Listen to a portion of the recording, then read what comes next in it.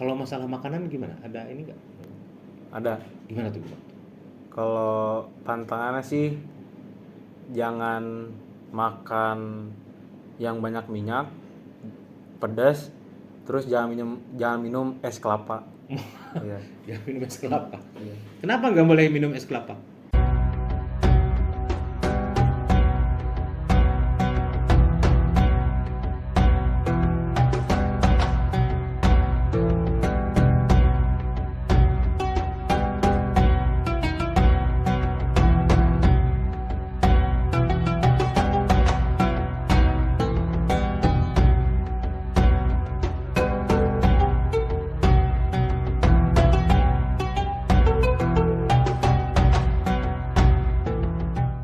Assalamualaikum warahmatullahi wabarakatuh. Alhamdulillah wa syukurillah la haula wala quwata illa billah. Asyhadu an la ilaha illallah wahdahu la syarikalah wa asyhadu anna Muhammadan abduhu wa rasuluh.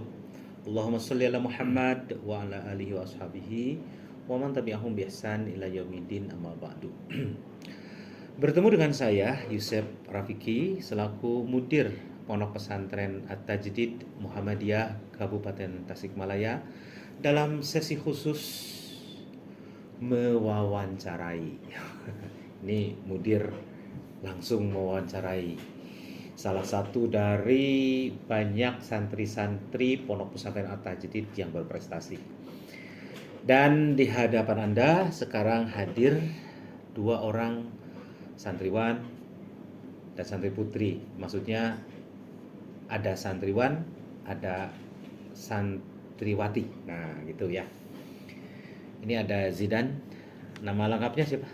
Maulana Zidan Zakaria. Maulana Zidan Zakaria, kelas 12 atau kelas 6 ya. Kemudian ada santriwati yang cantik ya. Cantik loh ya. Jamilah. Namanya adalah Fatia. Fatia siapa? Fatia Fadila. Fatia Fadila. Fadila.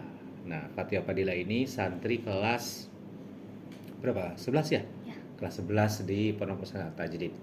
Dan perlu kawan-kawan ketahui bahwa dua orang ini adalah santri-santri yang berprestasi di tingkat nasional. Sekarang kita ke Zidan dulu. Assalamualaikum Zidan. Waalaikumsalam. Alhamdulillah, sehat-sehat. Alhamdulillah. Fi sihatin wa afiyah. Iya. Nah, Zidan ini kemarin luar biasa nih ya. Pada acara khutbah ta'aruf itu disaksikan oleh banyak orang tua bahwa Zidan termasuk juga Fatia itu naik ke panggung dan menerima penghargaan. Di antaranya medali dari juara nasional. Coba ceritain, jangan lama-lama ya, tentang proses menjadi seorang juara nasional. Juara nasional apa dan bagaimana? Maka Zidan. Oke, sebelumnya di sini kebetulan saya sebagai juara nasional cabang olahraga pencaksilat pada event Unper Cup bulan kemarin. Perjalanannya tidak cukup mudah, beberapa rintangan yang belum pernah saya lalui terpaksa dan harus untuk saya lakukan. Contohnya seperti setiap pagi saya harus melakukan fisik, olahraga, terus dan setiap sore juga. Jadi pada satu hari itu latihan pada sore hari dan pagi hari. Tapi jangan terpaksa dong Zidan ya. Iya. Gak boleh terpaksa, ikhlas. Iya. Karena keikhlasan menjadi juara kan gitu. Iya. Tapi lama-lama alhamdulillah Lama-lama terbiasa gitu. Hebat. Dari terpaksa Menjadi terbiasa. Ini ya harus dicatat. Dari terpaksa menjadi terbiasa. Memang harus dipaksa untuk kebaikan tuh kan gitu ya. Iya. Harus dipaksa. Akhirnya jadi terbiasa dan jadilah seorang santri yang berprestasi. Nah, sekarang ke Fatia. Assalamualaikum Fatia. Waalaikumsalam. Alhamdulillah. Fatia seger ya? Sudah mandi? Sudah. Sudah, alhamdulillah ya. Fisihah wa afiyah. Alhamdulillah. Alhamdulillah. Fatia juga sama juara Iya. nasional. Gimana? Ya, alhamdulillah. Ceritain. Buat waktu itu ikutan Unper Cup. Ya, Unpad. alhamdulillah dapat medali perak. Oh, perak. Ya, dalam kategori seni tunggal. Kalau pas di tanding alhamdulillah dapat perunggu. Perak perunggu ya. Kalau Jidan Kalau saya cuman kategori tanding aja, jadi juara 2 juara 2 ya kategori tanding kategori tanding, tapi nasional ya. nasional. Oh, pencak silat. Luar biasa nih.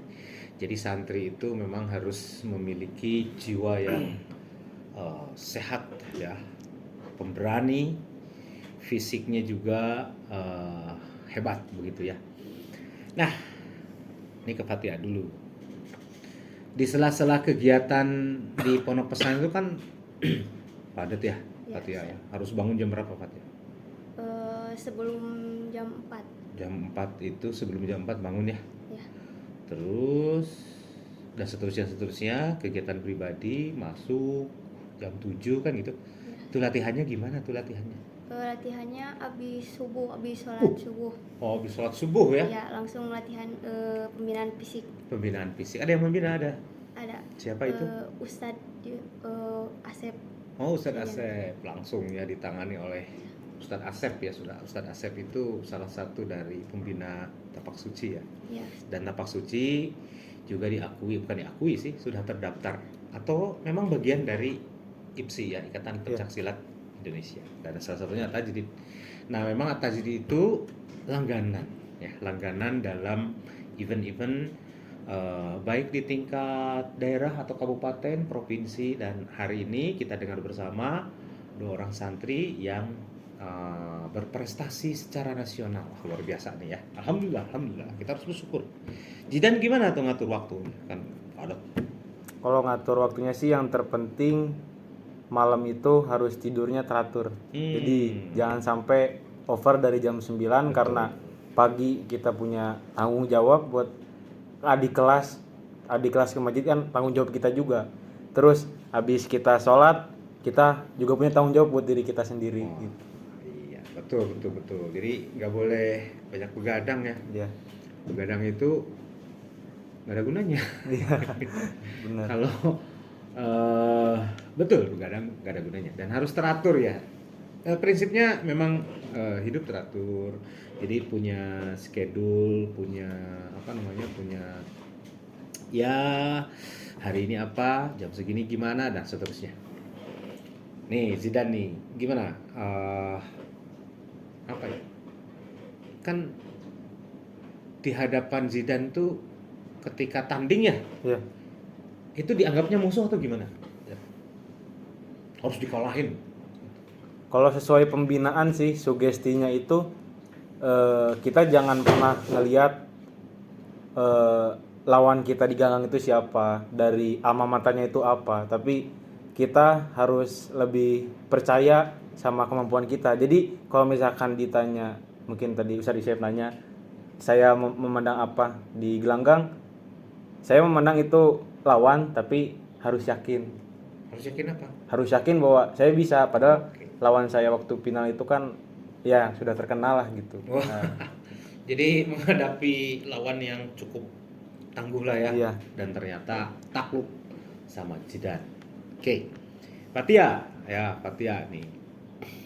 Fatia gimana ketika tanding juga ya? Ya, tanding sama seni. Tanding sama seni ya beda ya. Kalau tanding itu memang ada lawan. Kalau seni sendirian, tapi memang seolah-olah ada lawan gitu ya. Nah, seni. Ini dalam seni gimana tuh? Fatia harus membayangkan ada lawan apa gimana? Gerakan-gerakannya pakai musik kan ya? Ya, enggak sih. Oh, enggak juga. Enggak. Oke, gimana ceritain. Jadi Patia tuh latihannya ngatur waktu. Oke. Ngatur waktu, gak boleh lebih juga, gak boleh kurang juga. Jadi harus pas, sama ketukan, terus intervalnya juga harus lebih dibagusin lagi, dilancarin lagi. Terus dalam ngatur napas juga, alhamdulillah lumayan. Oh, harus ngatur napas juga ya, betul. Jangan sampai ngos-ngosan ya, bener ya. Nah, gini, jadi kesimpulannya sama sih ya. Semuanya harus pandai mengatur waktu, ya, teratur.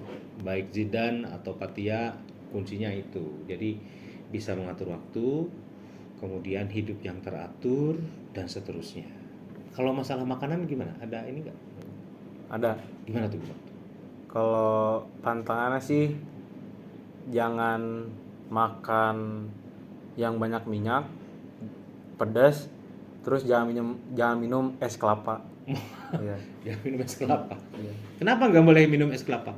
Kalau kata pelatih sih bilangnya itu efeknya buat nanti kita jadi lemes gitu. Jadi buat rileks kalau es kelapa itu.